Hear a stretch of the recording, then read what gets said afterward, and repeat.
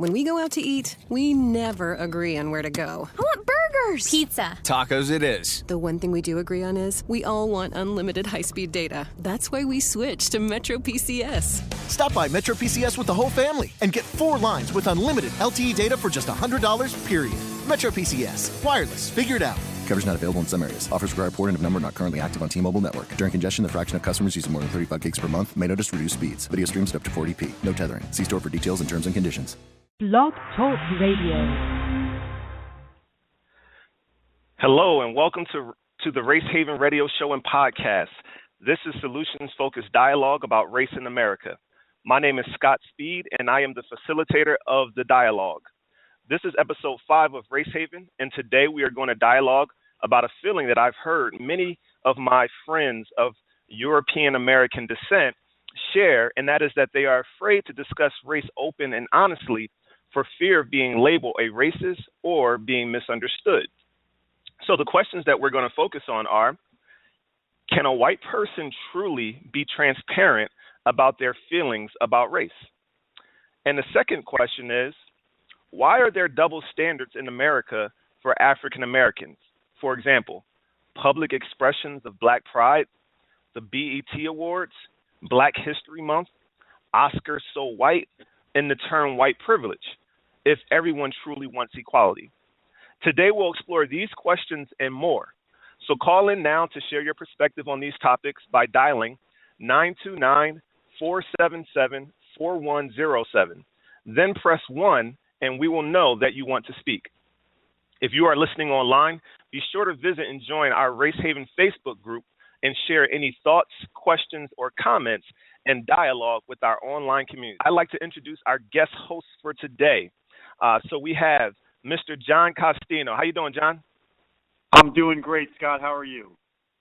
I am doing awesome. I appreciate you being on. And we also have Mr. Rich Russo. Rich, do I have you on? All right, let's see. Let me make sure I can get Rich on.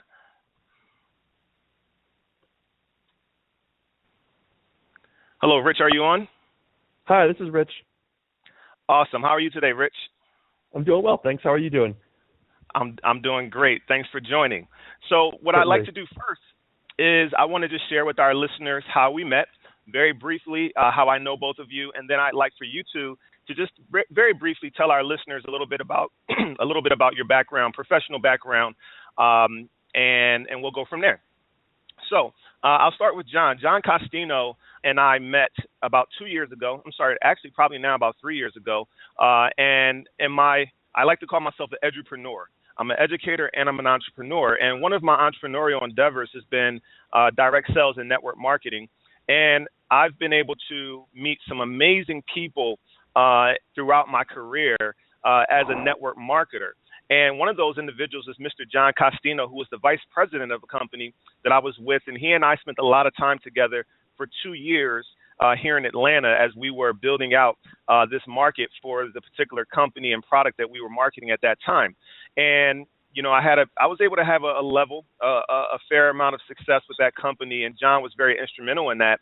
And we were also able to build a tight enough relationship where, you know, he would be comfortable coming onto this show, and I appreciate him so much for that. So we'll start with you, John, and then we'll bring Rich on to tell a little bit about himself. But, John, please tell our listeners a little bit about yourself. Absolutely, and I like to say thank you for inviting me on the show. It really is a pleasure to be here. As Scott had mentioned, we met back in Atlanta, and it's scary. It has been probably about three and a half years now. And I had the opportunity to spend a lot of time with him and with an entire group of folks in the Atlanta, Georgia area over that time frame. A good 7-8 months I was basically living there. I have spent the better part of the last 3 decades as a sales trainer in home-based business and have lived in probably at least 10, if not closer to 15 cities for significant periods of time, and have, in the course of my training, trained over 1 million people. So I feel that I've developed a pretty strong understanding of folks in all areas of the country and from all races and religions. So this is a very important topic for me and something I'm very happy to be a part of and proud to participate in, Scott. Awesome. Thank you, John. And again, I appreciate it. I know that, talking about race tends to be taboo, especially for someone in your position. So, I just want to commend you for, showing your leadership by being willing to breach this topic with myself and the listeners. So thank you for being here. It's my pleasure. The next person I want to introduce is Mr. Rich Russo. And the way I met Rich is online on Facebook through the online version of RaceHaven. We have a Facebook group on Facebook, which was started in the fall of 2014. And Rich, I don't know how, but somehow Rich was introduced to this particular group, and he became a member. And we were able to, build a relationship through the site, through him contributing his thoughts and his expertise and just his perspective. So I appreciate Rich, and I'm glad that we've been able to form a relationship through RaceHaven. And I'm so happy that he's agreed to come on and share his insights, his perspective, and his professionalism with myself and the listeners. So, Rich, please tell everyone a little bit about yourself.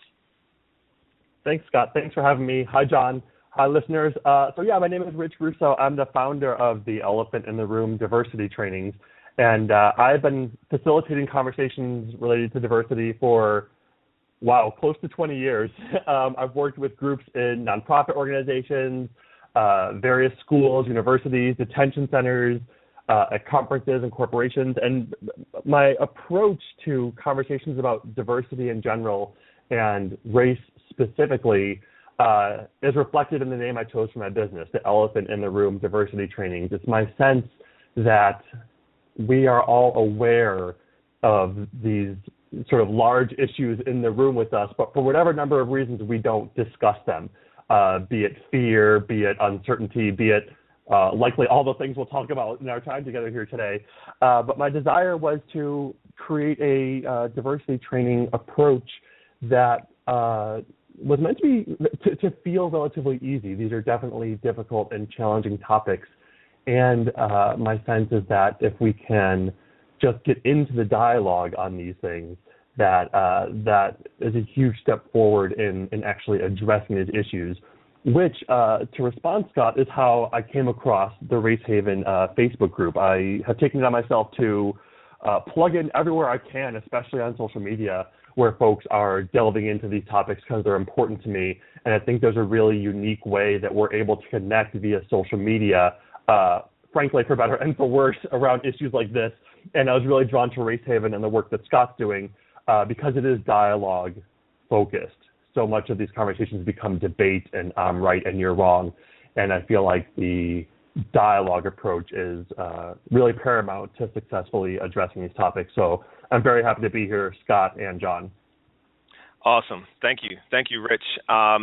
So, you mentioned dialogue. So let's start there. I like to start every show by talking about dialogue very briefly because like many people, I've heard dialogue throughout my life, but through my doctoral studies, I was introduced to a form of dialogue, more of the scientific approach to dialogue, the true form of dialogue, what I like to call authentic dialogue.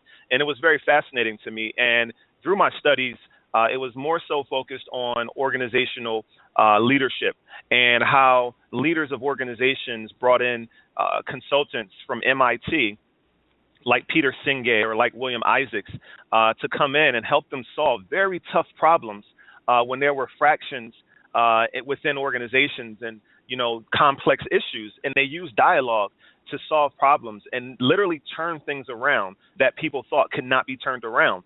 And as I was going through this, I just immediately saw the connection to how it could be used for social issues. And both of these individuals who I just mentioned, they also speak to how it can be used for social issues as well. And during each show, I'm going to share a different definition or example of dialogue as defined in the book, Dialogue and the Art of Thinking Together by William Isaacs. So here's one example. Dialogue is collaborative. Multiple sides work towards shared understanding. Now, to contrast that, debate is oppositional. Two opposing sides try to prove each other wrong. And what I've seen is throughout the media, social media, news media, etc., is more than often, two sides trying to prove each other wrong versus two sides or multiple sides, and that's the reality, is really multiple sides working together towards shared understanding. Because what I've grown to know is that everyone has their own truth. And I believe that there's a collective truth that's out there that we all need to work towards. And I believe by doing that, we'll all get to a better place. And that was my mission and my vision behind creating Race Haven. And even going beyond the Facebook group, because it's hard sometimes online to articulate, and that's why I wanted to, do this podcast instead. So I'm sorry, not instead, but in addition to. So with that being said, Race Haven is a safe place for people from diverse ethnic, religious, cultural, and political backgrounds to bring their race-based perspectives, questions, assumptions, frustrations, and experiences to engage in thoughtful, honest dialogue in an effort to lead a movement towards racial harmony in America. So here's the framework for authentic dialogue on this podcast. Number one, participants listen with a sense of curiosity and ask questions to uncover the underlying assumptions and beliefs behind someone's statements. Number two, participants are willing to communicate their thoughts openly and honestly while putting aside emotions, defensiveness, and a desire to be right. Number three, participants approach someone who sees a problem differently, not as an adversary, but as a colleague in common pursuit of better solutions. So, welcome to the dialogue. Rich and John, are you ready? Absolutely. Yes. All right. So let's get into it. Topic one, really quick, is, and the cool thing is I'm able to pull these topics from just the dialogues that go on Facebook, and I'm able to pull perspective. So it's awesome how this stuff never stops. So topic one is the question of, are white people, and I want to get the exact question. Can Americans, and I like to say Americans of European descent, and I'll explain that later, but can Americans of European descent truly be transparent during conversations about race in America without being misunderstood or labeled a racist? Okay? Now, I want to just give you guys some context really quick before you give your perspective. I had a friend of mine, someone who from my college, and he stated in a thread that I had, about race on Facebook, he made this comment. His name is Bob, and he says, Scott, I think that in this day and age, there is a fear of non-racist whites displaying their whiteness. Yes, the historical context of racism and oppression are there for sure, and it is impossible to ignore by any honest thinking person. But I do believe that the history of racism hangs over the heads of non-racist whites today, and there are times when whites feel we have to tiptoe around certain topics or discussions for fear our words will be taken a certain way or be insulting. So that's what Bob had to say. So I want to start with you, John. What are your thoughts on that first question? Can a white person truly be transparent about their feelings about race? I'll answer it this way, Scott. It's a great question. It's a great way to kick off this dialogue. I will say that in the majority of instances, no. And the reason why I say no is it's not the individual, it's the audience that's listening. And I'll further it by saying it's not even just race, as you mentioned in my introduction. There were 3 taboos I was told early in my business career. You don't talk about race, you don't talk about politics, and you don't talk about religion. It always kind of irked me because everyone has a feeling, meaning when you just, let's remove race and just talk about religion. There are so many different people that have a sense of religion and spirituality, but the second you talk about yours, people get defensive. So I'll apply that same to the question about race. It's based upon the people, their level of awareness, their lack of ignorance, and their desire to really, truly understand on the receiving and the listening end, in my estimation, that determines whether it's safe for anybody to discuss anything. But particularly in this case, no, it's not a comfortable thing unless you truly understand and know where the audience is coming from. And that's why for you and I, we have great conversations because you know me, I know you, and it's a safe place for us to have a dialogue.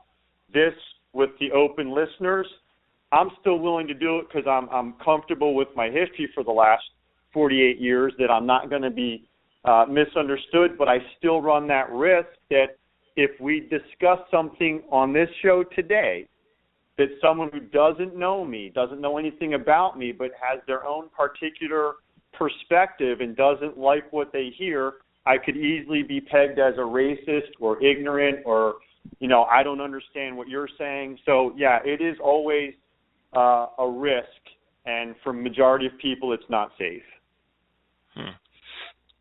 Interesting. If I could speak to that really quick, I'll just say that listening, and I appreciate it, Bob, for bringing that up on my thread, and because with my disposition of wanting to dialogue, one of my fears when I started Race Haven was that I wouldn't be able to get the American of European descent's perspective, because I noticed that most of the time I sensed that there was a reluctance, and I sensed that there was a fear for them to truly speak their minds, because they've already a lot of them haven't found that safe place, or they may not have friends who are different than them where they can have those discussions in a constructive way.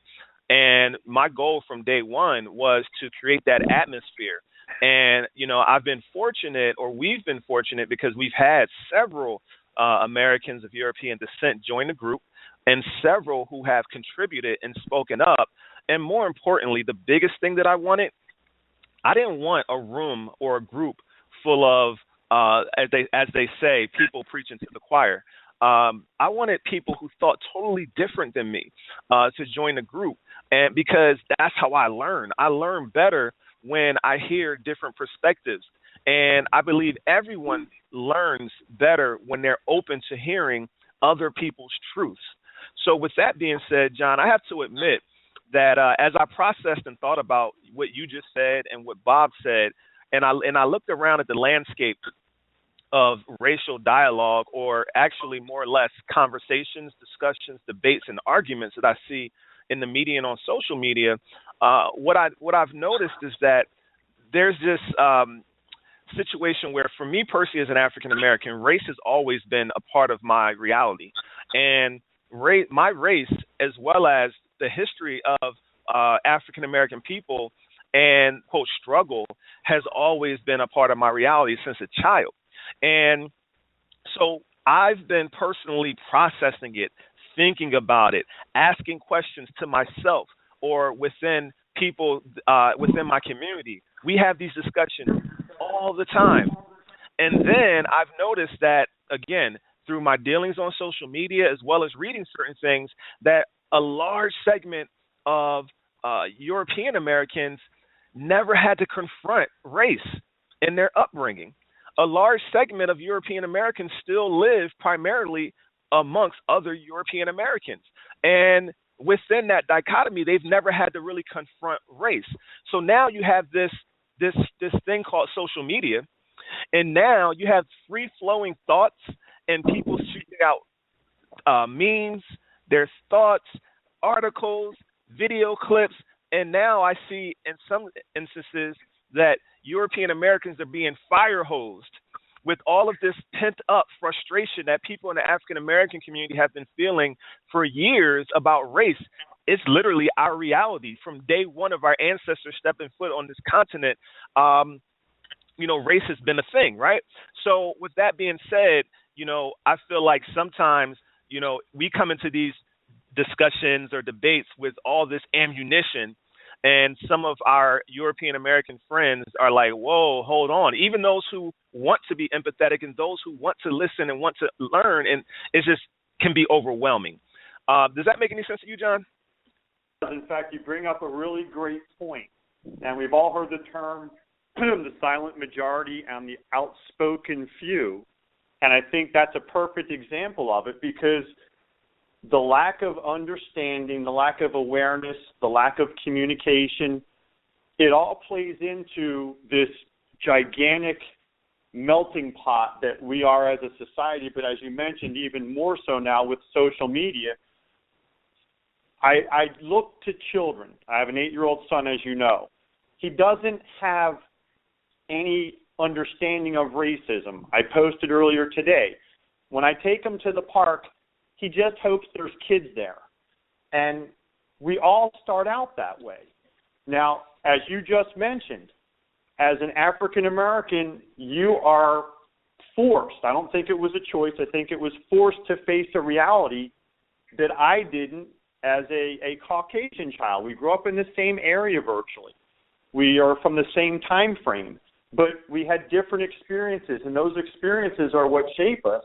And as you mentioned, if an African American child is repeatedly, as they're growing up, facing certain things, it's going to create, whether it's a pent-up frustration or just a forced understanding of something that is now coming to the surface, 10, 20, 30 years later. You have this huge group of which I'll say I grew up a part of. I grew up in South Jersey.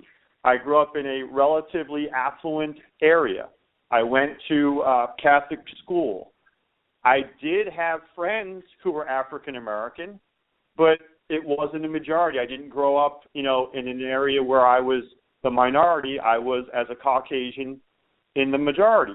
We didn't have racism in my high school. We didn't have racism in my neighborhood. It's just we were all just kind of hanging out and having fun. So it didn't really affect me till I got to college, going to school in Philadelphia at St. Joseph's. It was in we'll just say, a less safe environment than I had come from growing up. And that was my reality, that, okay, everybody isn't nice, everybody isn't friendly, you have to be very cautious. So I was pretty naive at the age of 18 and 19 there on 42nd Street in Philadelphia off Cedar Line Avenue. But to your point, there's a huge majority that does not dialogue on a regular basis, and now all of a sudden making a comment that might be innocent could be taken the wrong way by anybody that's been thinking about it and discussing it and debating it, or whatever words we want to use, throughout their lives. So, yeah, I think to your point, the internet and social media really does create an unsafe environment for people to speak out.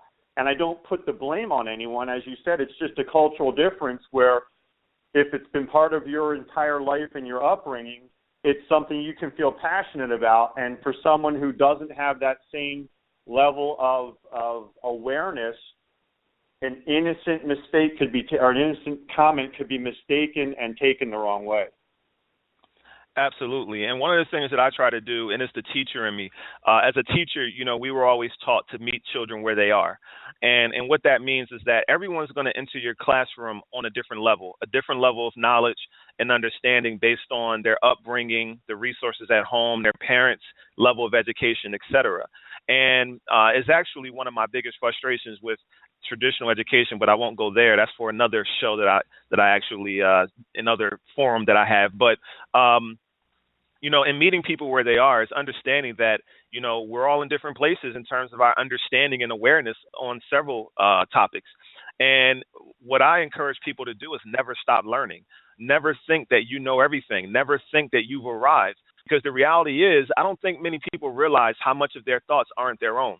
We all literally, when we were born into a world that was around for centuries before we got here, and all that cumulative knowledge and all of that cumulative social norms were instantly downloaded into our brains just from being here, being around our parents, the adults, the news media, et cetera. So everything that happened before we even stepped on this earth, like you said, that we had nothing to do with, is still downloaded into us. And then we grew up, putting forth those things to the world. And unless you are conscious of it, and unless you go out of your way to seek out differing perspectives, differing information than the things you just learned, it's very easy to think that your realities and your assumptions are true, and more importantly, are the only truth, because they are true to you, but you may think they're the only truth.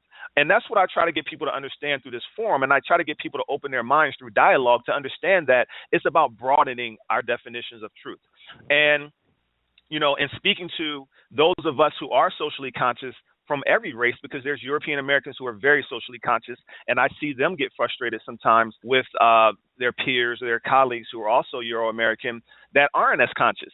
And what I try to encourage everyone to do through this platform is to be patient and understand that we all have to continue to educate each other. And a big part of educating each other, in my opinion, is listening to the people who are not where we are. In terms of, when I say we, I'm speaking of people who are socially conscious, no matter their background or race. So we have to be willing to include and welcome those who aren't, so that and listen to them and listen to their perspectives and not be defensive, and use that as a starting point from which to share ours, with the goal of broadening each other's perspectives. And I'll say this one last time, I really love when people say stuff that go against what my beliefs are, because I take something from it. I don't have to agree with it. I don't have to agree with it wholeheartedly, but I'm always searching for the truth. I'm searching for their truth, and I'm thinking, and I'm asking questions. How? Why? Why do they feel that way? How did they get to that point? And et cetera. So, absolutely, I appreciate it. And I posted some articles underneath of on Facebook, underneath of this, the promotion for this show. And I encourage everyone to read those, because they're European Americans explaining why European Americans don't like talking about race. And is also, one is for the next topic we're going to get to in a second. But I encourage everyone to read those. And for those of you who do not see any of those promotions, simply go to Facebook and click on RaceHaven, and join the RaceHaven group, and you'll see it there. So with that being said, I want to bring in Rich at this time to share some of his thoughts and perspectives on this first topic. Thank you.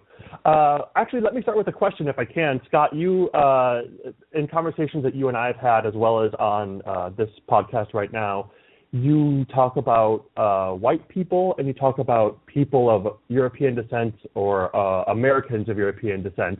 You said that you'll discuss the difference later. Is now a good time to discuss that difference? Plays into our next topic. Okay, great. Then I can wait to address it there. I'm really curious about that. And I ask that because it goes back to the question that we're talking about right now. You asked, can a person of European descent truly be transparent about their feelings about race in America without being misunderstood or labeled a racist? My answer to that is yes. Yes, a person can be transparent about their feelings without being misunderstood or labeled racist. Yes, that can absolutely happen.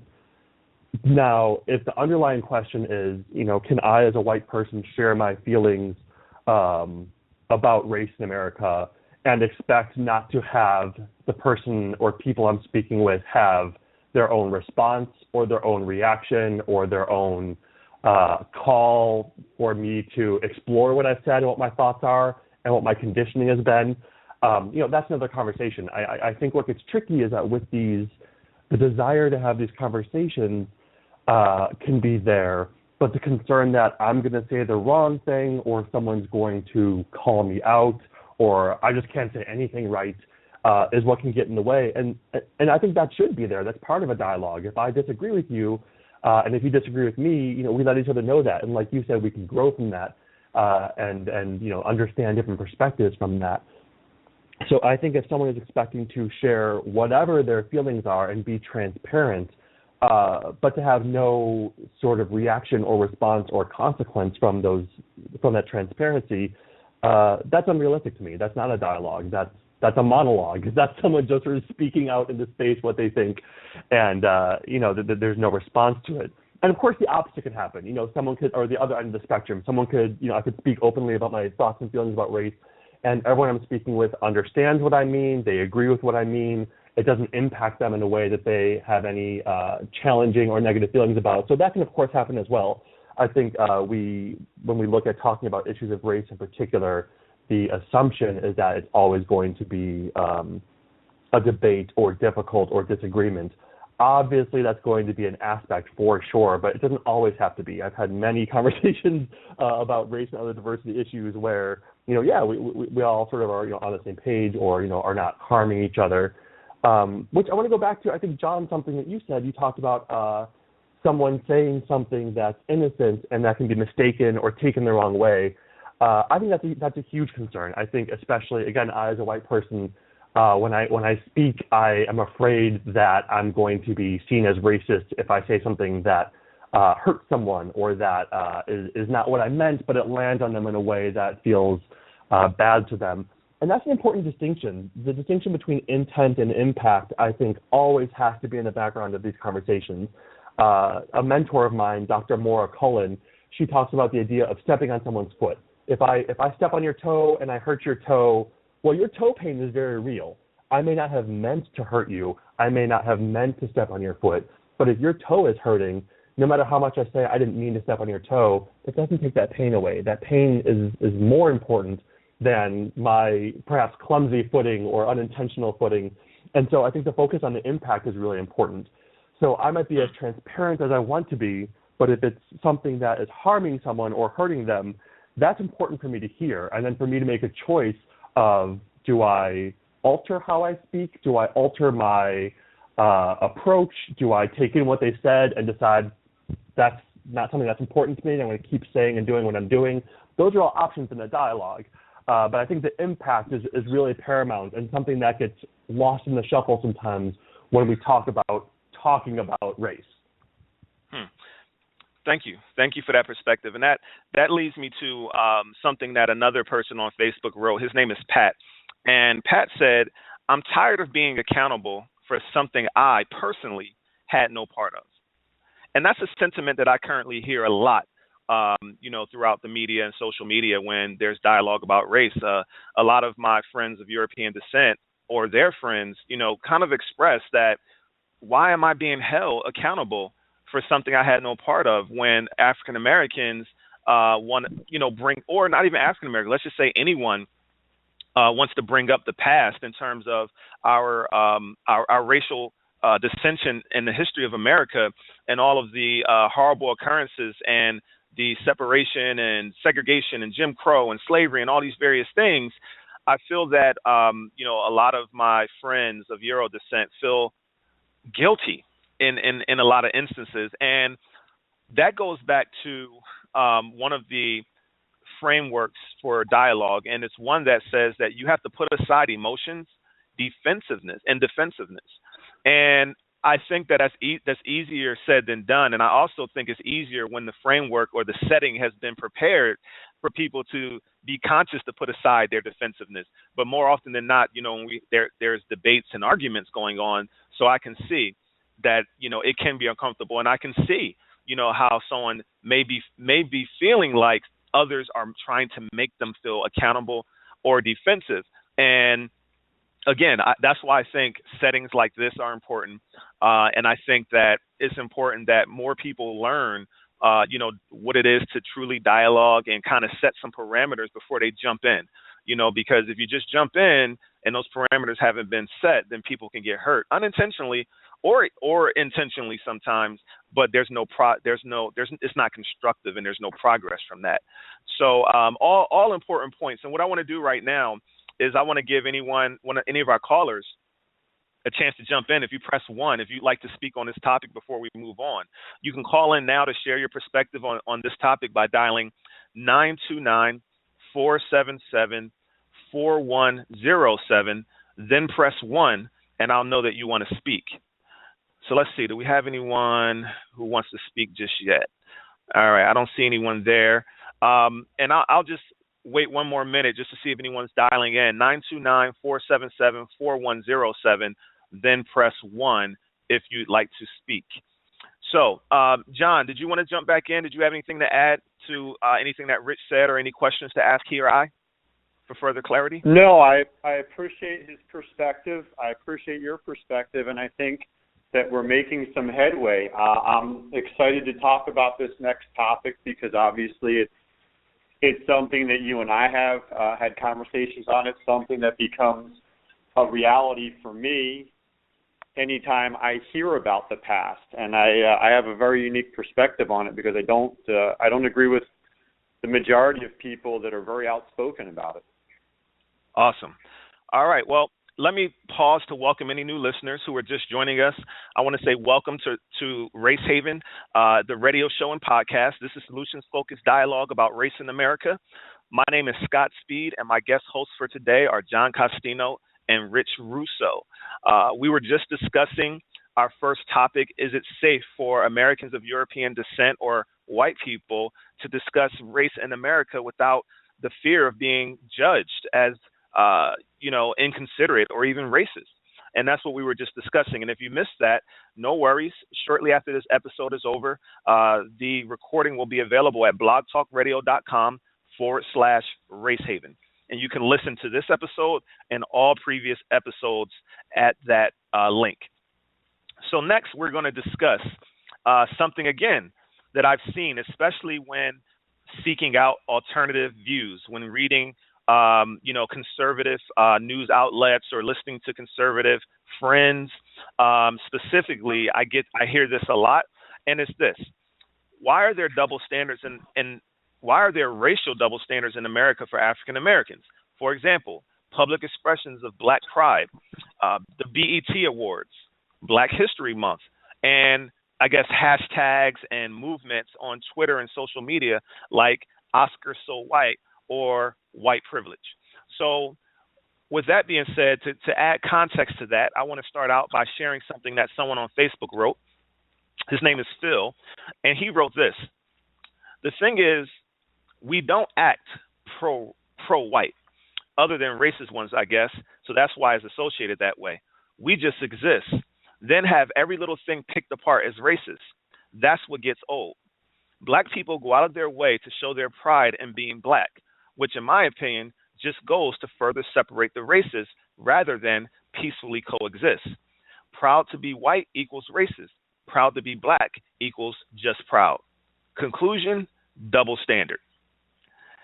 So John, let's start specifically with the Black pride versus white pride thing before we move to the next ones, because I have something specifically that I'd like to share about that. So do you have anything you want to share about that? Absolutely. If I can just steal an extra minute or two to kind of preface it based on what you had said previously about the folks that are continually, debating, and I'll use the word debating because I don't dialogue, on the history in our ancestry. It is something that has to be addressed. It has to be something that is taught. Otherwise, as we know, history will repeat itself. And so I think that's where part of the problem lies, in that it's absolutely wrong for anyone, and I'll just say any Caucasian, to say, hey, that's not my problem. I didn't own a slave. It's not appropriate to have that mindset. And I think that's where the lack of understanding and the lack of awareness and the lack of communication creates ignorance, which then becomes the foundation for all the problems that we're now going to discuss in this next topic. Does that make any sense at all? Yes, it does. So I don't support that. Obviously, I'm 48. I wasn't around back then, but it would be wrong of me to take a position of, hey, that's not my problem, because it is real. It is history, and it has to be addressed. Now, that being said, coming forward, living in the present, 2016, we have to find a way to coexist with that history, and as you've already mentioned a few times, without allowing that history to influence, to create aggression, to create anger, to create anything other than it's in the past, we're going to learn from it, and we're definitely not going to repeat it ever again in any fashion. So to the point of, is it okay for you, Scott Speed, to be pro-Black? Sure. Somehow our society has labeled pro-Black as anti-white. Does that concept even sound a little bit familiar to you? It does. That right there, I believe, is where the problem lies. Because it's, again, I try to take things into a fashion that people can understand. We both happen to like the same lousy football team. And when we root for that team, when we say we love the Eagles, the rest of the fans of the NFL don't hate us. Like, for real hate us. They might hate us on game day, but they don't hate us, because they happen to love the Dolphins or the Lions or whomever. So we grow up that we have a sense of pride, we have a sense of belonging, we have a sense of whatever, but we cheer for, we root for, and we're proud of. Just look at the New England Patriots fans the last 15 years. Everyone considers them to be obnoxious because what? The Patriots win. And that's what people hate about it, that they're constantly being beaten by a team that these people are so proud of.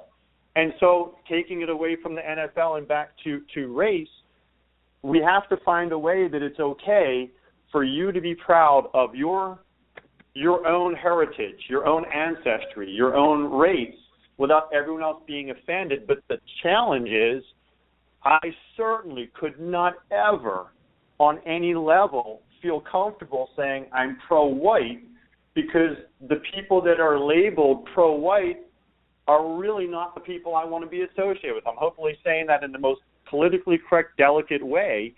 But don't be politically correct. Just say it. Well, there's no way I could ever post something on Facebook or make a statement and just say, you know what, I'm so pro-white, and not have everyone be like, did he just say that? Like, what's wrong with him? So there is a double standard in that I'm not offended by you having that pride, but I certainly would never feel comfortable, nor would I even want to. I mean, I'm just John. And I just don't think it exists right now where there is an equality where a Caucasian non-racist could go out there and be proud of his heritage without somehow being misunderstood, misinterpreted, and labeled. That's just my own personal opinion. Okay. So, first of all, let me say I'm really excited to breach this topic, especially as we move down the line, because we're going to uncover a lot of good stuff in this one.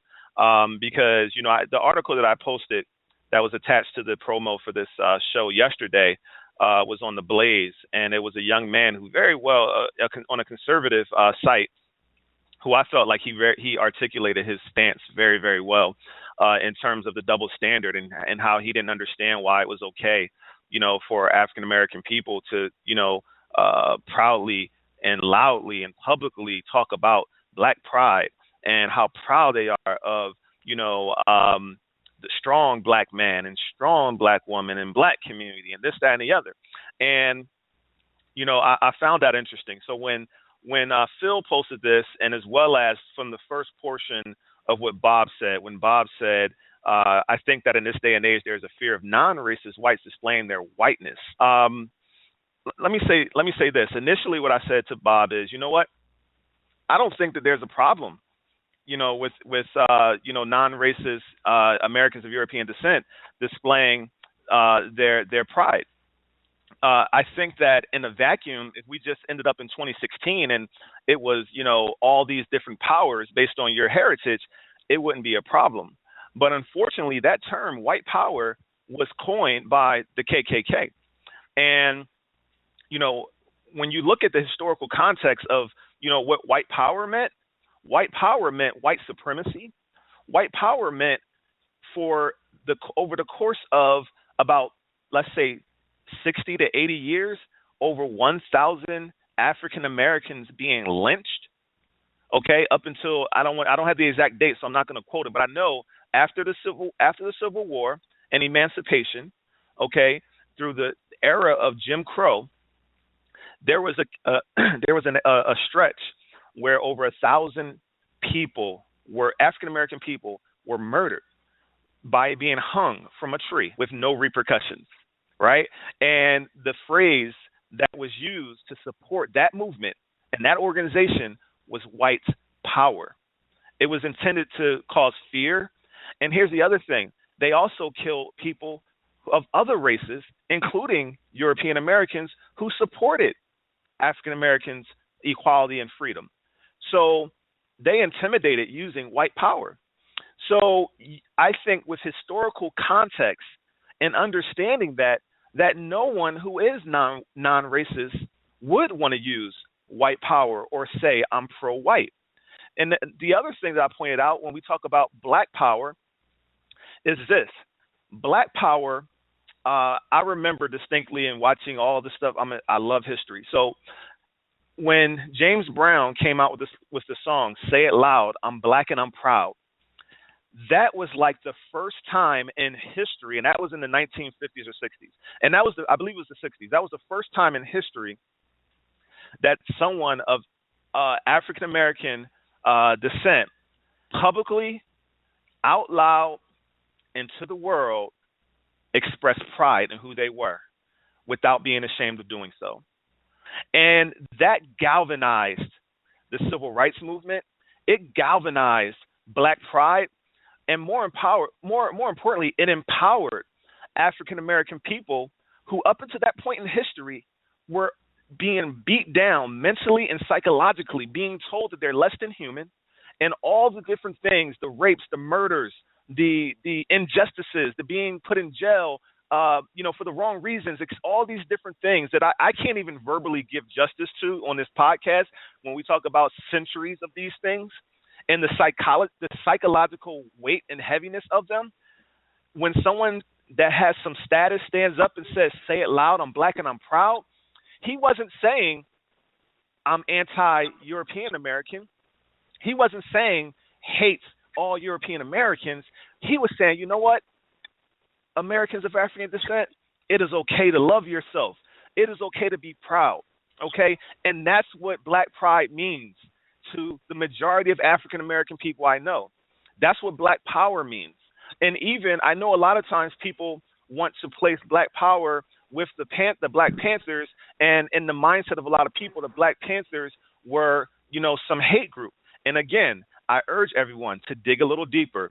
Do a little bit more research. We talked about it on last show. Go listen to podcast episode 4, because I'm not going to take time to go through it now. But I challenge anyone who thinks that the Black Panthers were a hate group, I challenge you to watch the PBS special that's airing currently about the Black Panthers, and I challenge you just to read the Black Panthers Wikipedia page, okay, which I'll just challenge you to do that, and I'll leave it at that. So with that being said, Black power came from a place of empowerment, and white power came from a place of oppression and dominance and supremacy. Does that make sense, John? Makes perfect sense, and it goes back to our original conversation about lack of understanding, lack of awareness, and lack of communication. And right. You just touched on such a huge point where remove the word Black and just use power. Power is a word that gets people's attention. And so by saying Black power, somehow it has become aggressive, it's become negative, it's become, as you said, associated with the Black Panthers, who again were characterized by a media that had a specific agenda, which still exists today. We may or may not get into this, but I believe the media played a major role, a negative, influential role in keeping people divided, because as everyone knows, you want to control the masses, keep them divided, keep them against each other, and you'll keep them occupied. And I think there's been a greater agenda over the past, whatever you want to call it, 4, 5, 6 decades, that has really been in place to keep what we're doing right now on this podcast from ever happening. Because if you can keep people confused, unaware, and full of fear, because that's really what comes from that, you can keep them divided and you can keep them at odds. And I think that's one of the reasons why what you're doing is so powerful, and why I'm willing to not just participate, but to risk being misunderstood, because I think it's the opportunity is that great if we can have that positive impact. Because no, Black power should not have a negative impact. Neither should white power. But again, we have to understand our history, and unfortunately, most people don't understand our history. So, yeah, to your point, I would love to be able to treat the races the way, as I used in the example, or we treat the NFL. Being a fan of the Dolphins doesn't mean you should be beaten up in the parking lot unless you're in Philadelphia, because that's how crazy the fans are there. But the bottom line is, we as a society have to come together as one race, the human race, and then be proud of our Italian heritage, because let's take it away from race and make it nationality. You're still in my next point. But go ahead. I'm No, I'll shut up then. I didn't realize that. I don't want to jump in. Let me jump in now, John, because this is perfect. And Rich, I'll let you get in just a moment. But this is where that's exactly where I'm going next, John. So initially, the thing that I just said was my initial thoughts, on this top that I just shared on Facebook. And then today I got to thinking a little deeper, right? And here's what I realized and what I want to say to all of my American friends of European descent who may feel like it's a double standard in terms of how we express our pride. Here's what I want them to evaluate, and these are the things I thought about today. So, for one, okay, if I say that you are white, well, okay, let me start here. Actually, this is how I want to start. John, what's your ethnicity? Well, it's funny because this has always been a really sore spot with a lot of my friends. I am half Italian, half Irish, and have never wanted to be identified as either, because if you can remember when we were at the high school age, and it's been resurfaced thanks to the Jersey Shore, there's an image of an Italian from New Jersey, and I don't fit it. But my name's Costino. I was always called a Dago. That's the slang for an Italian. And I don't hide from my heritage, but I consider myself American. My parents were born here in America, and my grandparents were born here in America.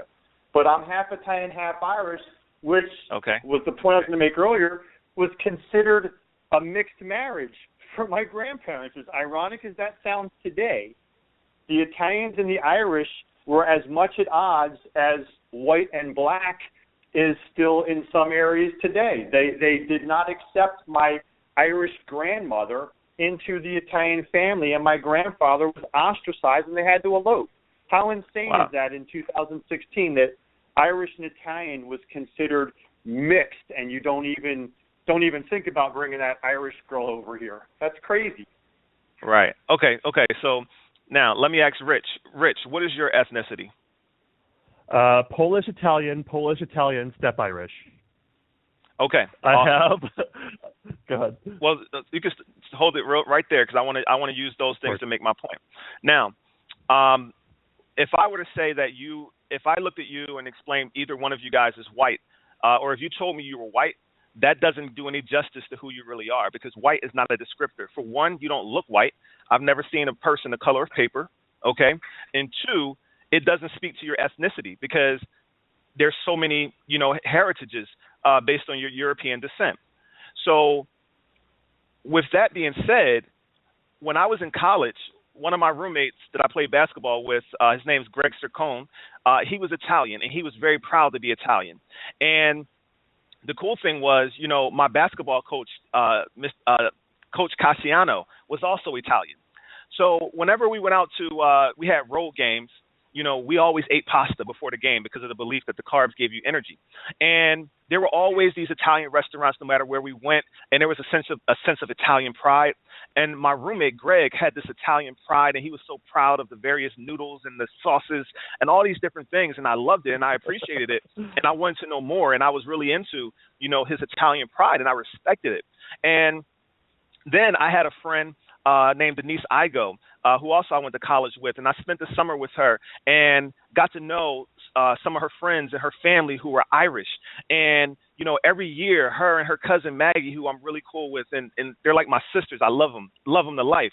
They're Irish, and their Irish pride, is very pronounced. And, St. Patty's Day, we celebrated with them, and it was a good time every year. And then meeting their family, they had that Irish pride thing about them. And it was something that, again, I appreciated. And if you look at America in general, most Americans celebrate, various holidays like St. Patty's Day, et cetera. And, these heritages. And then when I look around America and I look at all the various European influences that are all around us, I think about, little things like, French fries or French toast, Swedish massages or Swedish meatballs, or, German beer and German restaurants. And we celebrate, quote unquote, white culture subconsciously and in an overt way in this country. European ethnicity is celebrated. It's celebrated in so many different ways. Okay? So the concept of white people aren't allowed to express white pride, I question that assumption with everything that I just said. If this Go is ahead, I can jump in, Scott. This is exactly where my question was coming from before. So, I mean, I think, there's so much I want to go into. In the United States, what it means, and more broadly speaking, the world, but specifically in the U.S., which is what our conversations and dialogues have been focusing on, there's been a very intentional opening and closing of the definition of white. Who gets to be white? Who doesn't get to be white? And so, John, the point that you were making about, earlier in our country's history, the fact that, Italians, Irish, et cetera, were actively discriminated against. There were systems in place. There were signs in windows that said, if you are this ethnicity, you don't need to apply for a job here. Don't live in this neighborhood. One of my Italian grandparents, when they came over to the United States, there was an intentional changing of the last name so it sounded less Italian so that there'd be less targeting. This is interesting because here in the U.S., there's this notion of the melting pot. And the melting pot is the idea that, when you come here, you sort of become American. You sort of melt into the larger, delicious soup that is America. But if you unpack that a little bit, that means you lose part of who you are to kind of assimilate. Now, for white folks, there's a way where we had more of a choice in that than, say, people who are descendants of enslaved Africans or people who are Native American. In both those cases, culture and history were intentionally stripped away. Enslaved Africans were not allowed to learn to read, to speak native language, etc. Native Americans in the U.S. were taken to schools where their culture was literally stripped, their hair was cut, their languages have modern day been lost. And so when we talk about, whiteness, the idea that, sort of who is and who isn't white, and I'm going to say the privileges that come along with that, that's very different than someone who has a different history and has had their culture sort of taken away. And so what becomes interesting as a white person is I can say, I don't want to represent all these things. I just want to walk down the street and be seen as myself. My name is Rich. Just see me as Rich. Don't see me as my Polish, Italian family members. Don't see me as my stepmother's family that's Irish that heavily influenced me for sure. Just see me as Rich. I'm just Rich. I'm just American, and I'm just who I am. That's a luxury that people with a different kind of history don't have. And in particular with whiteness, we kind of get to disappear in that sense of the melting pot in a way that is really advantageous. We get a lot of access that way if I'm seen as just white. That's a privilege that someone who has darker skin than me doesn't have. A black person can't walk down the street and say, I'm just not going to be black today. That's not an option. And obviously neither can a white person. Someone can see my white skin and have some prejudices about me, both positive and negative, but there's more going on there. Which loops back to the idea, pardon me while I have the mic, I'm just going to run with it, when the comment was made by Pat that you read earlier, Scott, that said, I'm tired of being accountable for something I personally had no part of. I get that. My family, my blood family arrived here after slavery was done, and, we never owned slaves, is a thing I hear from quite a number of white folks. And that's not all it's about. There's a whole society that was set up to disadvantage folks who aren't like me, which in turn gives me some advantages. So did my family own slaves? No. Did I completely benefit as an American from a country that was built on the back of slave labor? Absolutely I was. So do I have an accountability somewhere in there? Yes, I do. And I think that's where things get sort of really complicated and tricky. Okay. So, and I want to jump back in, and John, you can jump back in a moment, but I want to continue to move forward on what I was saying as well, and in this vein, because it's very important. So, I started out by asking you guys that because, as Rich spoke to, everyone who is of European descent was eventually able to assimilate into white culture in America, and as we know, this country was built based on this concept of white supremacy, and because of that, it's easier for everyone to just adopt being white. And what I also know based on research is that the concepts of white and black are a social construct, and they were intentionally used to separate early settlers in this country, those who were African slaves and those who were poor whites who were indentured servants that were eventually released or earned their freedom, and then they were poor. And in the early times of slavery, the indentured servant who was European and the African were like equals, okay? And they got along, they supported one another. And as a move to gain power and also gain control over and also the decision, because it wasn't initially this, but the decision that the African slaves would not be able to earn their freedom and that they would be in slavery for their lives. When those things started to take shape in the early colonization of this country, the powers that be decided to start playing this white against black thing. And they used it as a way to give the poor whites a step up the social ladder in terms of class and clout. And then that began this dissension that we still see today, and this tension that we still have, and these misunderstandings and these misperceptions. So that is the reason, to answer your question from earlier, Rich, that what I just shared with you, because I know that race in terms of white and black was used as a point to divide people of African and European descent, I no longer want to use it. Because I know that when you look up in a thesaurus, the synonyms of the word black, they're all negative. And when you look up the synonyms of white, they're all positive.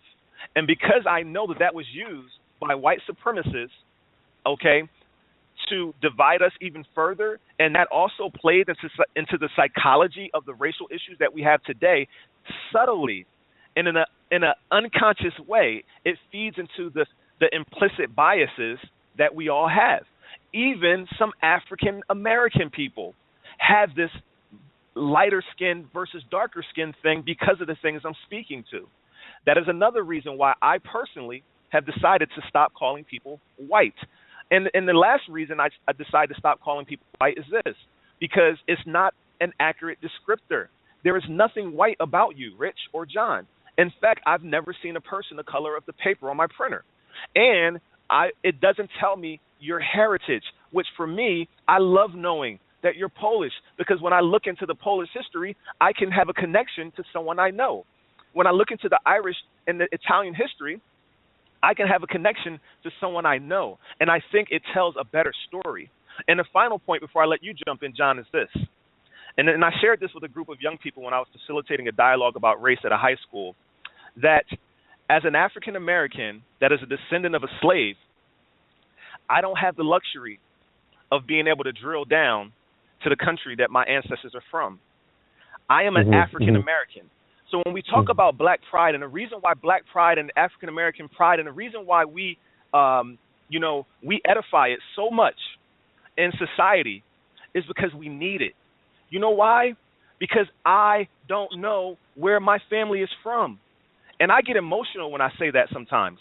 I don't know where my family is from. And to take it a little bit further, and I'm getting elevated. That's my enthusiasm. I'm not yelling. That's how I get when I get excited. Okay, so don't take it as yelling for anyone who's listening. But I wish I could say that I was, from Ghana, and I was a Guyanese American, or I don't know if I said that right, or Ethiopian American, or someone who was from Morocco or Egypt, or anywhere on the western coast of Africa, like, Sierra Leone, or I can name a million countries in Africa. I wish I could say that I was that. Like you can say you're Italian and Irish, or you can say you're Polish and Irish and certain other things. I wish that I could look around America and I could see restaurants, a lot of them, that were in the mainstream, or TV shows or products that edified my cultural heritage, but there aren't any, right?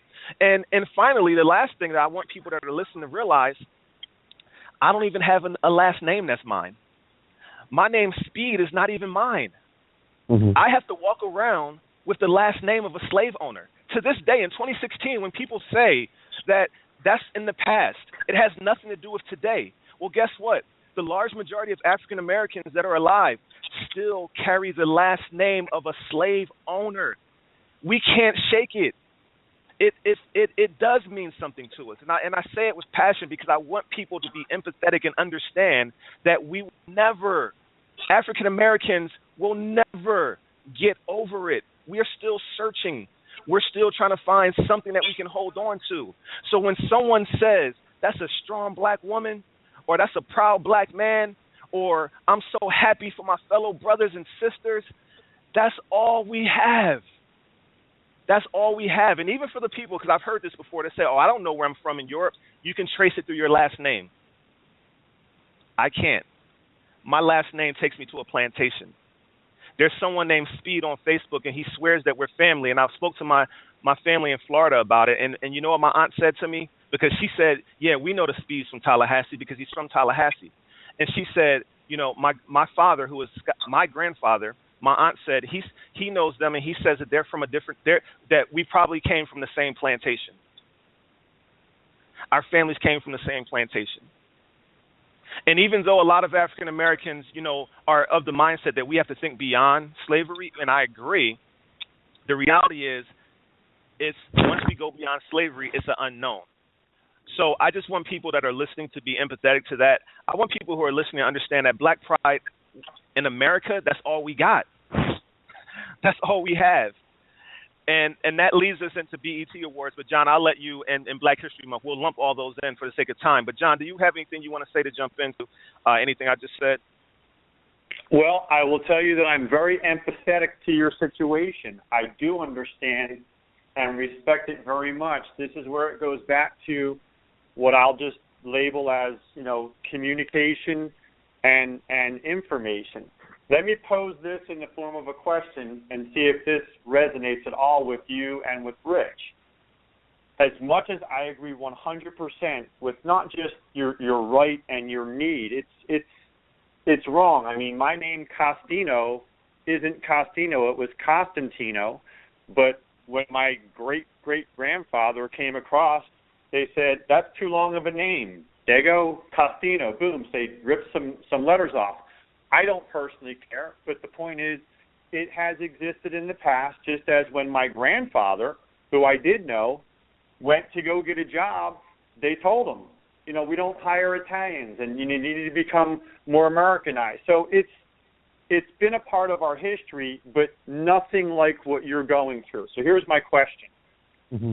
Does it make sense that rather than attack you and anyone else who wants to show Black pride, do we then shift the responsibility to the African American community to become very outspoken in support of the fact that Black pride does not mean anti-white, and then publicly, clearly establish that there will be no offense taken by the African American community if there is a decision, a display, a showing of white pride. That, I think, right there is where the challenge is, and that eliminates the double standard. So I throw it to you as a question, does that resonate if we then shifted it towards, and I'm talking about the most outspoken African-American leaders, to say, hey, we're proud to be Black and we're going to always share that, but we want every white person out there that wants to be pro-white or pro-Caucasian or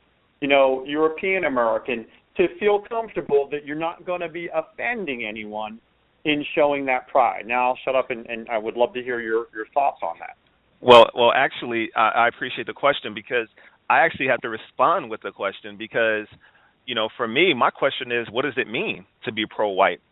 What does that mean to be pro-white? Because in my mind, like I said before, I think that there has been room made, and I think that it's awesome to be pro-Italian, to be pro-Irish, or a mixture of both, and just being proud of your heritage. I think, and also, you know, one of the things about dialogue that I love, one of the statements about dialogue is that through dialogue, you can create something that's never been created before. And ultimately, that's what I hope that we're working towards, right? So I understand when people say, you know, we should all just be proud Americans, right? And I love that. However, I think in order for us to get to that point where we're just proud to be Americans, for one, I say this: Americans, that's our nationality. So I think that we all can rally around our current state of being Americans and being as that being our nationality.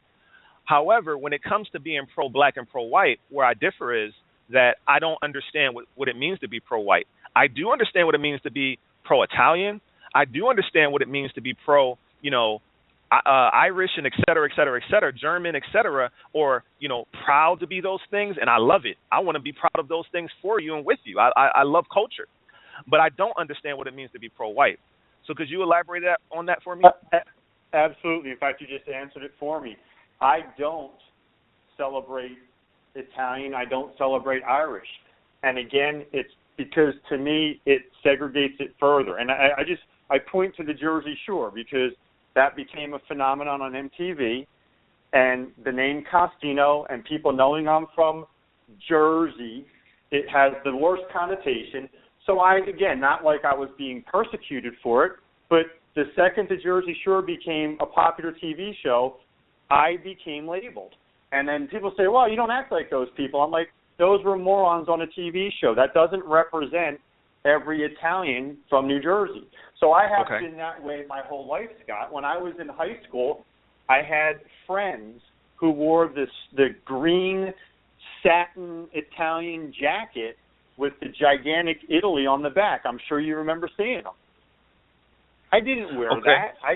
I didn't walk around. I mean, yes, I'm half Italian, half Irish on both sides of my family, but I'm American. So to me, the answer to your question is, what does it mean to be white? It means just to exist without a strong desire to be pigeonholed into any little box with any little label. I mean, I'm not African American. I'm not of colored descent. So if there's a better term than white or Caucasian, what I'm saying is there a way for someone like me, a Caucasian non-racist, to, and again, not that I personally care, but I'm speaking for a group now, how do they show their pride without being misinterpreted, misunderstood, or worse, vilified? Right. Okay. Yeah, and let me jump in, and I think Rich will be able to give some context for this. Rich, let me say one thing, and then you can jump in, because here's the thing. It's a couple key things that you said, John, because in your mind, whiteness just means American, and that's a privilege that white people have that other people who aren't white don't have. So other people who aren't white have to be, and I posted this on Race Haven yesterday. I posted a paragraph, and in that paragraph, the author of that article, a USA Today article talking about race, she mentioned 3 different people. She said there was an Indian American, an African American, and a white person. That's how she labeled the 3 of them. That bothers me, okay? Because, again, it is assumed that white means American, and that is limiting. For me, that separates white people. To me, to say that there's a white person and have all these assumed meanings behind it, and for me, based on the history of this country, that position of dominance and supremacy, it doesn't sit right. That's why I prefer the term European American, because I think if we're going to make the distinction, okay, and I only use European American if I don't know that you're Irish American or Italian or German, etc. Because if I do, I'll use that. So, John, to me, you would be my American friend of Irish and Italian descent. That's more accurate. It takes a lot to say. However, for me, that puts us on equal ground.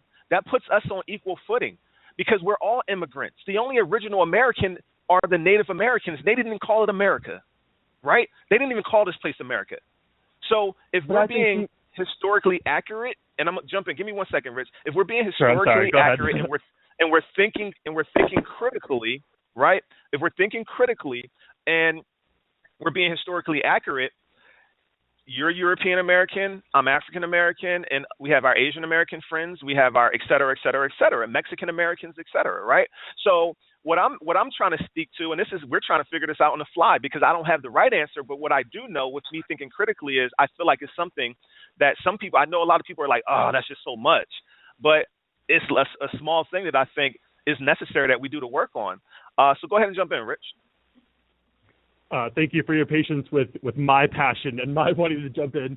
I think when I hear we're all immigrants, I think that is a beautiful sentiment. We're all from somewhere else, unless someone is native to this land.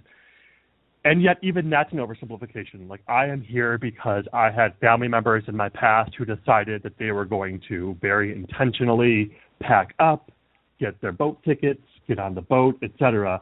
That's not the history of everyone. Not everyone in our country is an immigrant. Other folks were brought here through enslavement. They were captured, etc. So I think even when we look at that, like there's a difference. And I'm not saying that needs to be what we always go back to, because I think that can be a bit of a sticking point as well, that we get sort of caught up in the semantics of it. I do think the words are important, though. Absolutely.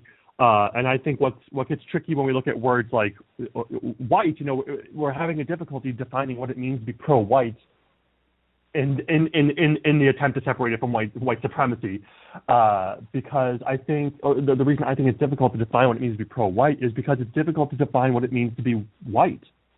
So much of the definition of white is what we're not. Even John, you were saying, well, I'm not, I'm not a person of color, I'm not African American. So many folks, myself included, in a desire to define what it means to be white, it so often includes what we are not. And so much of what it means to be white in America, going back to the idea of that melting pot and the sort of the immigrant narrative that we both have in our background, John, is that there was an intentional, again, sort of Americanification and an intentional, whether we wanted it all the time or not. I hear you saying that the last name was changed, but that you don't care. I think because it didn't have the same impact as someone who is non-white in this country. And I'm starting from my main thought, but basically what I want to say is that I think whiteness is so tricky. It could obviously be its own series of podcasts, but when we look at whiteness, we can't look at whiteness or what it means to be white without looking at a history of white supremacy. And I want to put a finer point on that by saying, in modern language, modern day 2016, when we hear white supremacy, most of us think of the KKK or something very extreme like that, or a Confederate flag, something that is very easy to point to and say, okay, that's that thing over there. That's a white supremacist, and I'm not that. I'm not in the KKK. I'm not a neo-Nazi, etc. But our country is built on a system of, at the very least, white preference is a way you could put it. That, again, there are so many messages via the media, etc., that show white's preferred, or at the very least, white is the default. Scott, you talked about the newspaper reporting. Chances are, if someone is referred to as just a person, so, today a Florida man, such and such, that means a white man. If they say, a woman was walking down the street and she encountered, someone who was hurt and gave them CPR and saved them, if the people's ethnicity aren't specifically mentioned, the default is that they're white. So there's a way where whiteness becomes a default, and it's become, in a lot of ways, invisible. And there's a way where it's hard to look at something that's invisible. And so that's where some of the privileging comes from. And I understand some folks have some negative reactions to white privilege as a concept, which quite frankly is why I keep saying it, because I think it's very real and needs to be addressed. But the notion of whiteness is so often just sort of in the background and not really thought of, when it's really, really powerful and really, really active, especially from a preference and a supremacy standpoint.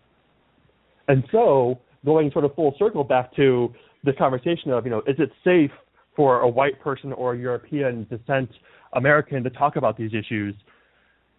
Even the notion of the word safe, I as a white person have the luxury of safety that a person of color might not. Or the same thing with, class privilege, of able-bodiedness, of being cisgendered, which is a whole other conversation as well.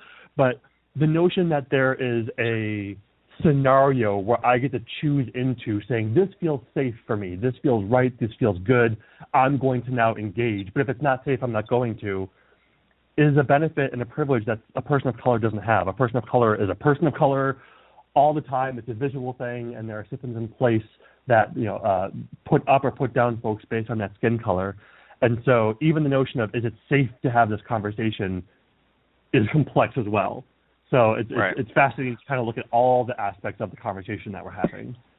And John, I want to ask you a question. I don't want to diminish what you said about being Irish and being Italian and some of the difficulties based on the history. So I want to ask you this, John, because while I understand the history of America and how various groups, when they got here, they were discriminated against, I'm well aware of that. And when I see people having debates, I see people who are of Irish descent, Italian descent, they bring up the fact that their people were discriminated against. And then I see people of African descent, push back and say, you stop comparing it because it's not the same.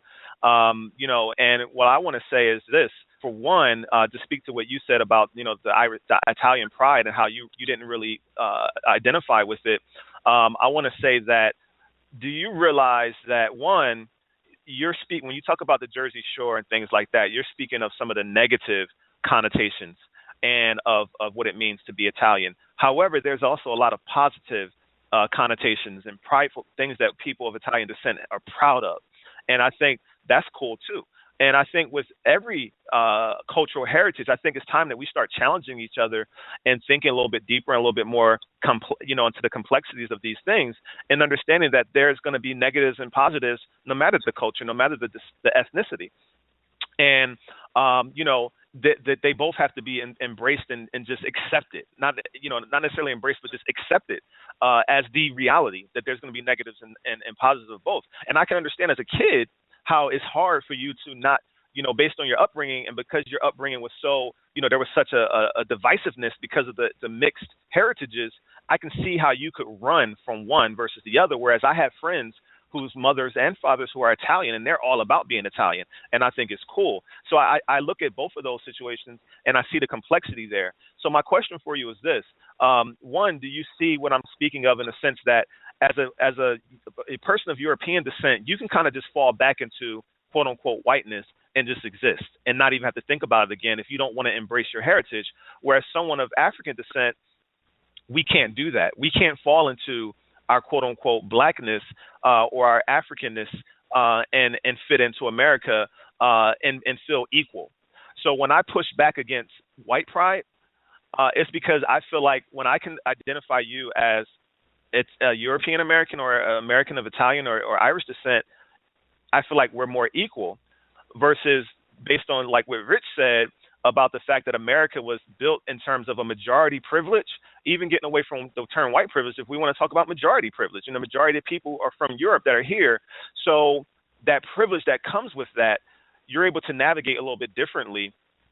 So that's the rub. And my question, I know it's hard and it's complex, and that's why we're having the conversation. But does it make sense what I'm implying, John, and what I'm asking? Do you kind of see? I'm not saying you got to agree, but I'm asking, do you see it? No, it does. I see it, and on many levels, I do agree with it. In fact, it's not that I don't agree with the premise.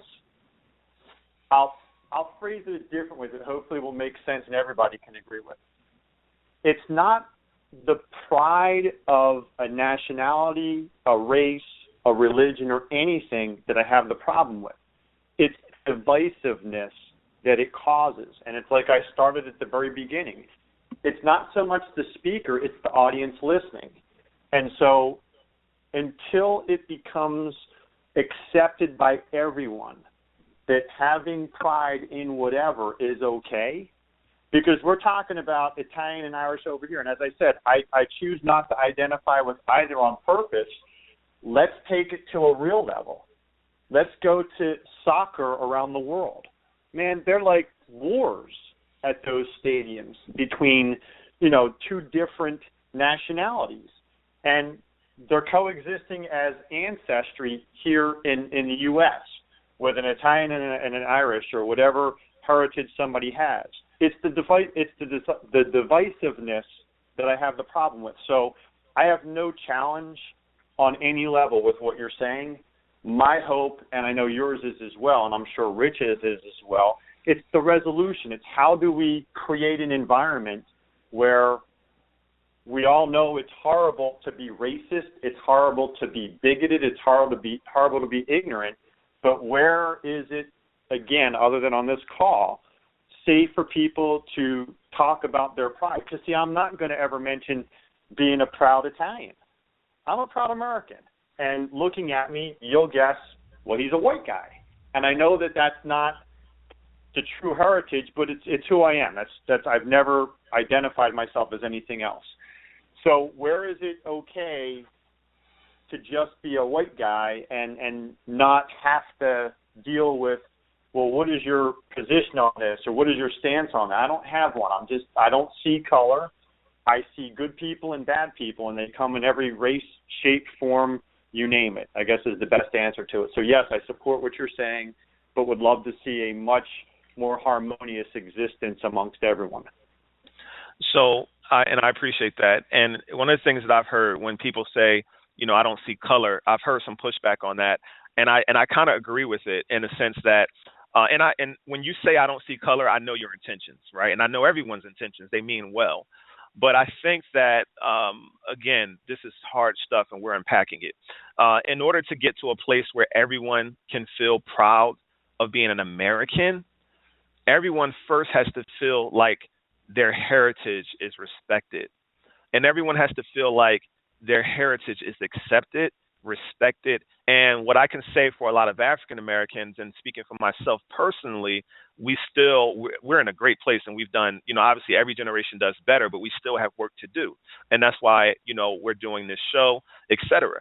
So with that being said, to say what I think is, and we're going to get to our solutions segment, but I just want to challenge, you don't have to respond, John, because I'm speaking to you, but I'm also speaking to everyone that says I don't see color.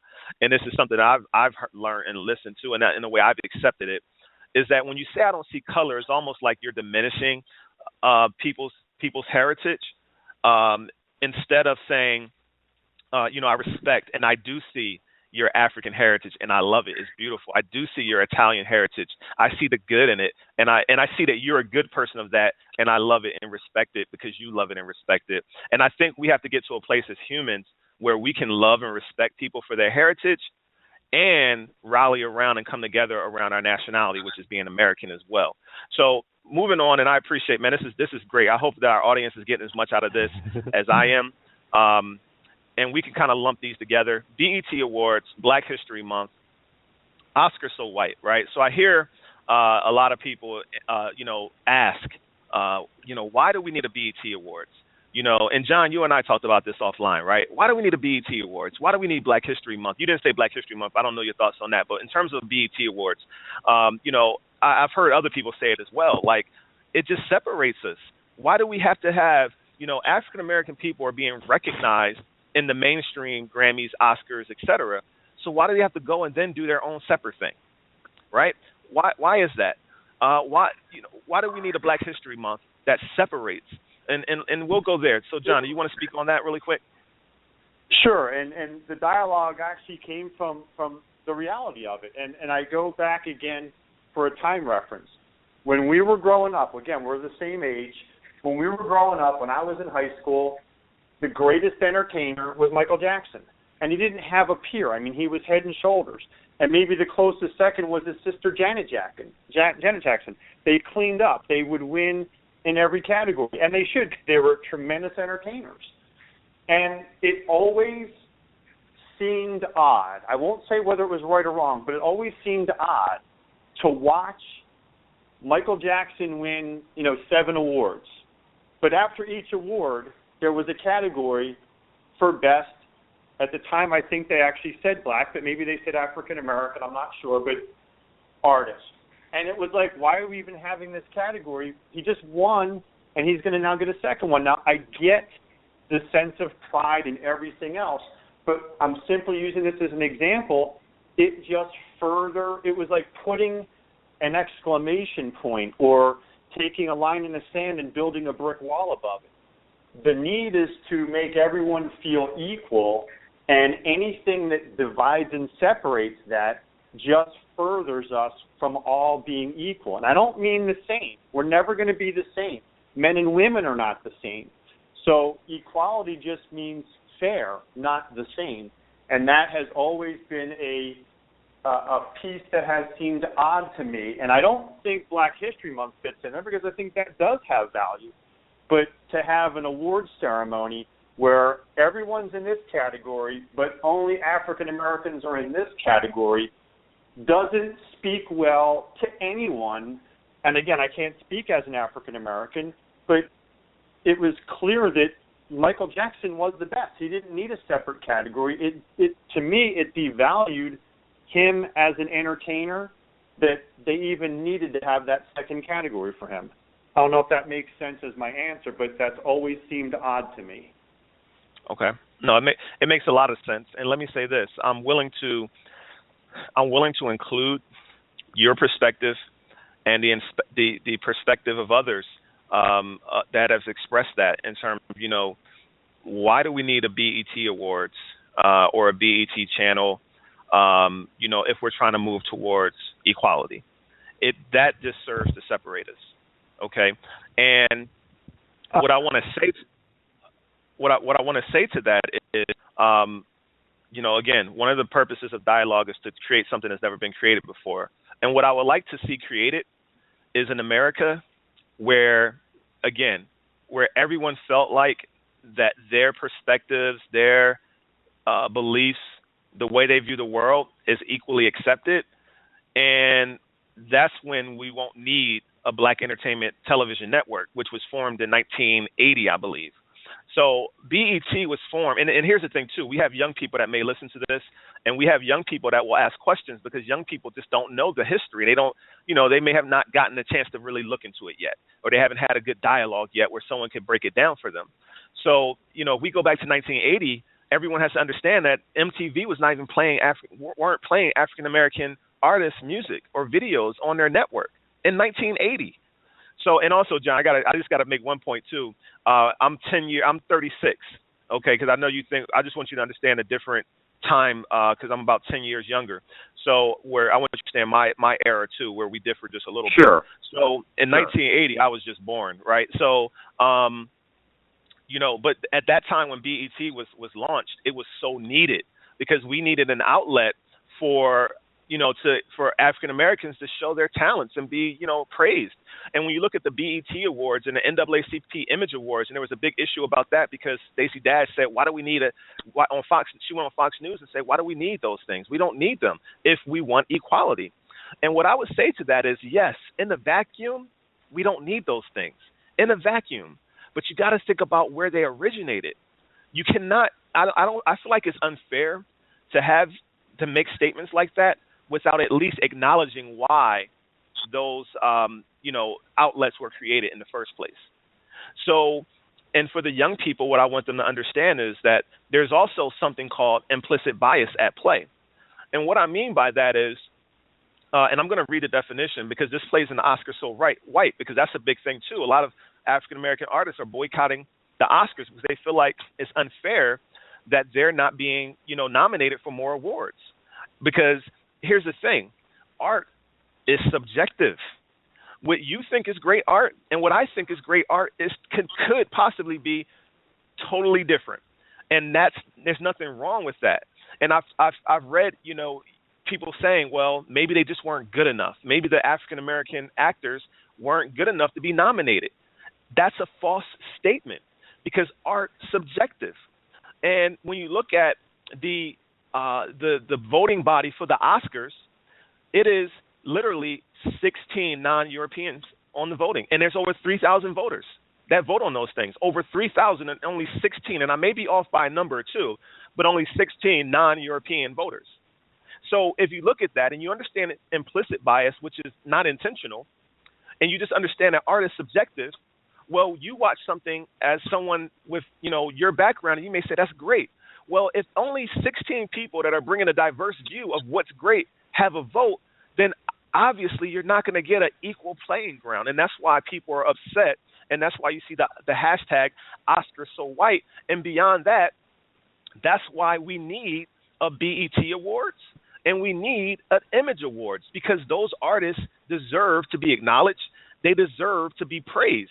And until we can get to a point in America where we finish working through all this stuff through dialogue and helping people understand these various things that even though they're not intentional in most people's cases, and we don't know because there is still a segment of America to this day that is outwardly racist, right? About a third, based on research. There's about a third of Americans who are outwardly racist, and some of them could be voters as well. So with that being said, the African American community was proactive many years ago in forming these things, and they still exist today. And before you jump in, Rich, I just want to give the definition of implicit bias for our listeners, okay? So implicit bias, also known as implicit social cognition, refers to the attitudes or stereotypes that affect our understanding, actions, and decisions in an unconscious manner. These biases, which encompass both favorable and unfavorable assessments, are activated involuntarily and without an individual's awareness or intentional control. Residing deep in the subconscious, these biases are different from known biases that individuals may choose to conceal for the purpose of social and political correctness. Rather, implicit biases are not accessible. The implicit associations we harbor cause us to have feelings and attitudes about other people based on characteristics such as race, ethnicity, age, and appearance. These associations develop over the course of a lifetime, beginning at a very early age through exposure to direct and indirect messages, in addition to early life experiences from the media, news programming are often cited origins of implicit associations.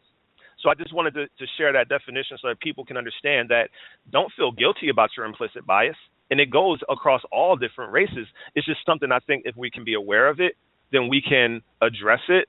And two, I want people to understand the history of, again, even African American History Month, the BET Network, as well as the awards and the NAACP organization, as well as the Image Awards, and why they're needed.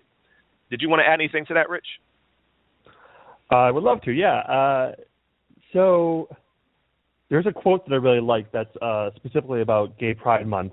And I've looked it up. Don't be impressed with my memory. I looked it up. It says, "Gay pride was not born of a need to celebrate being gay, but our right to exist without persecution.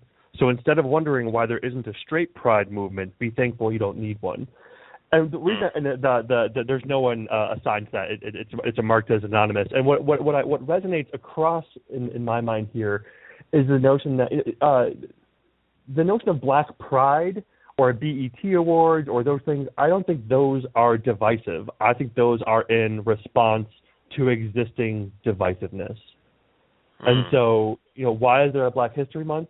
Because there was and is such an extreme lack of that history being taught, and there being positive or even diverse images out there. I don't think so if we're looking at a TV show, for example, I don't think every single character of every single race needs to be on every single show, and every single character is a perfect, upright citizen. That's boring. That's a bad TV show.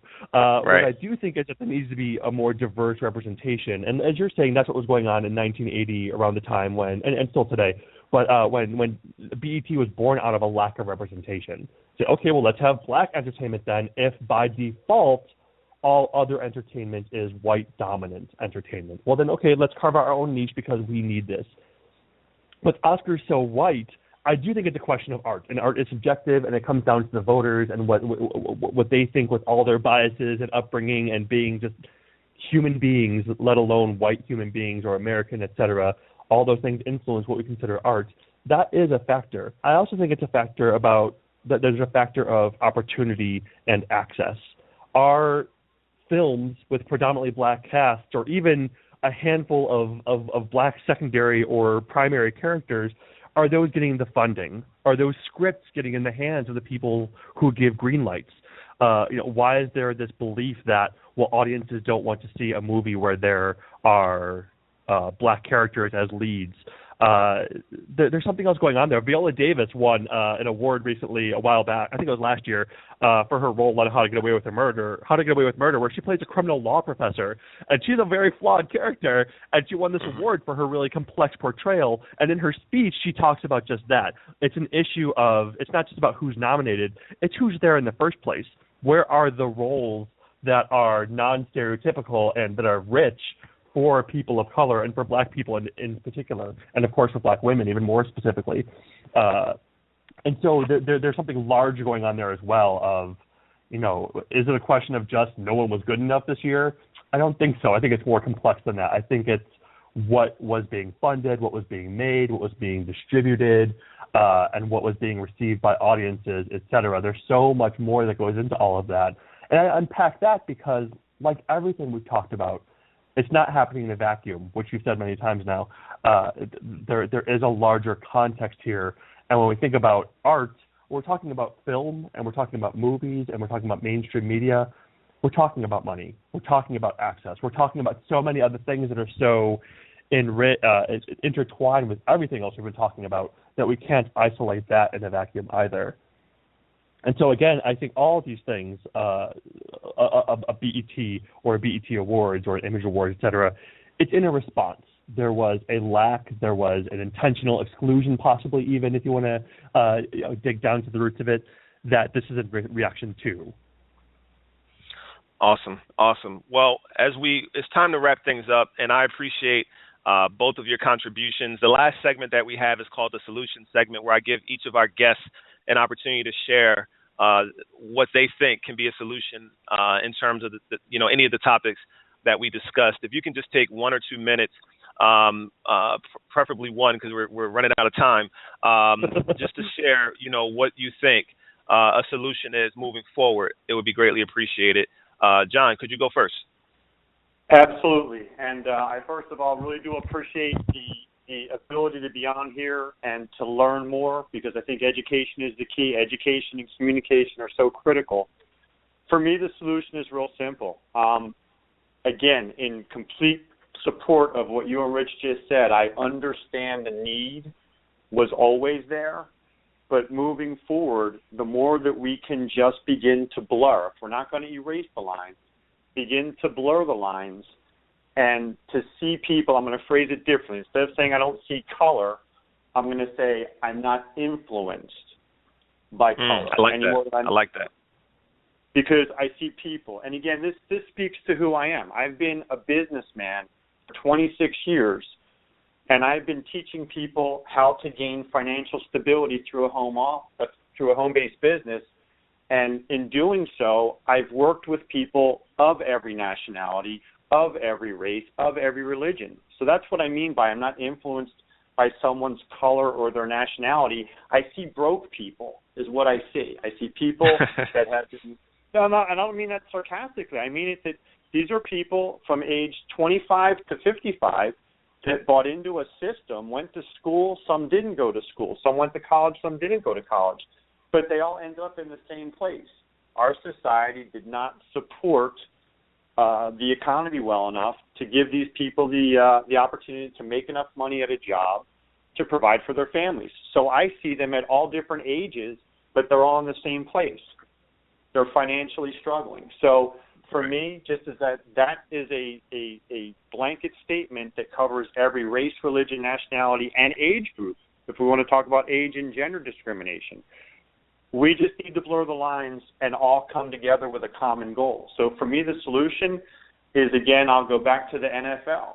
We can root for different teams, and it doesn't make either one of us bad people.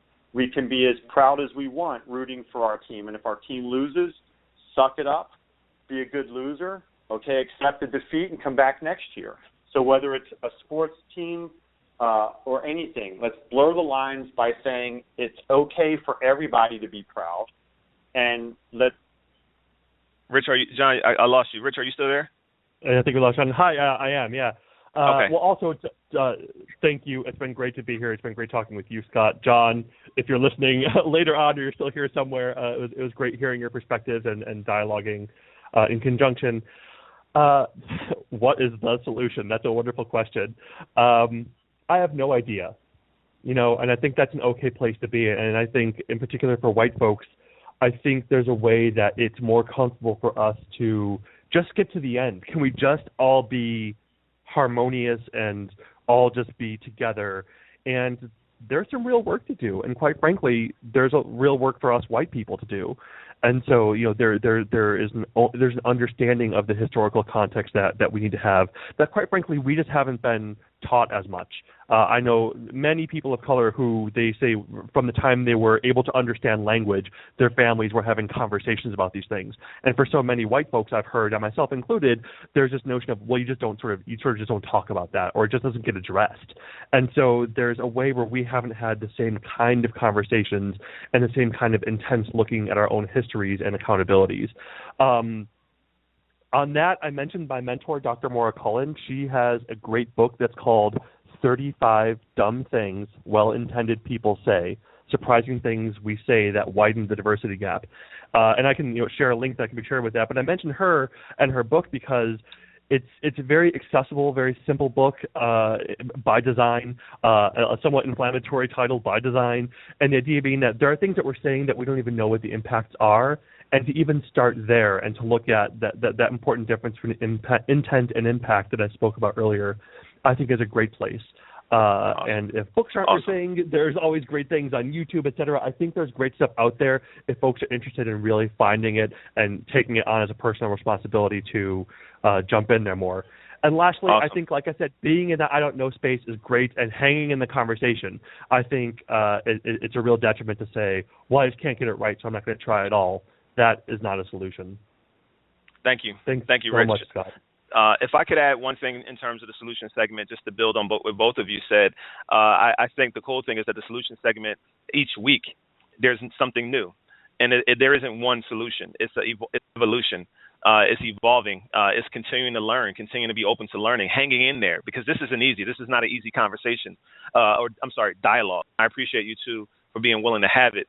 And to piggyback off of John's football analogy, I think the solution is realizing and understanding that we're actually all on the same team.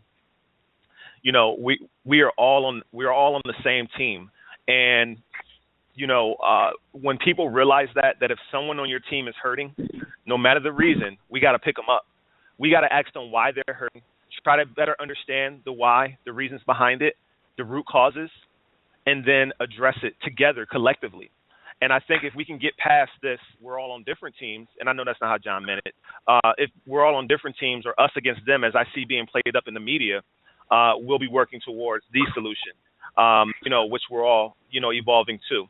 So with that being said, that's our time for today. I want to really thank all of our listeners, especially anyone who's hung in there. This has been our longest show, and if you've hung in there with us for the entire show, thank you so much for taking time out of your day to listen to this. This will be recorded, so please share it. Also, leave comments on Facebook. If you can see any of these promotions for this podcast on Facebook, leave comments there. Let us know what you think about the show on our Facebook group, RaceHaven, as well as on my page, Rich's page, or John's page. Anywhere we're promoting it, we would love to hear your feedback. It helps us get better. And I want to thank you to our special guests, for coming on with me. I really appreciate you guys so much, both John Costino and Rich Russo.